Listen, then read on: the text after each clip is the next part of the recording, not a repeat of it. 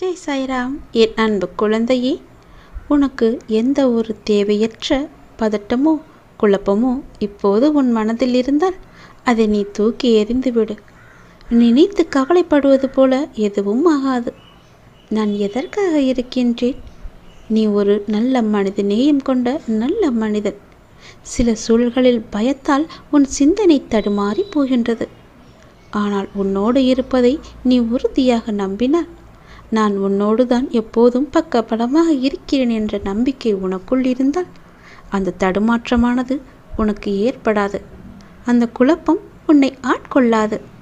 நீ எதிர்பார்த்த அந்த நாட்களை நீ நெருங்கிக் கொண்டிருக்கின்றாய். இந்த முக்கியமான தருணத்தில் நீ நம்பிக்கை இழக்கக்கூடாது.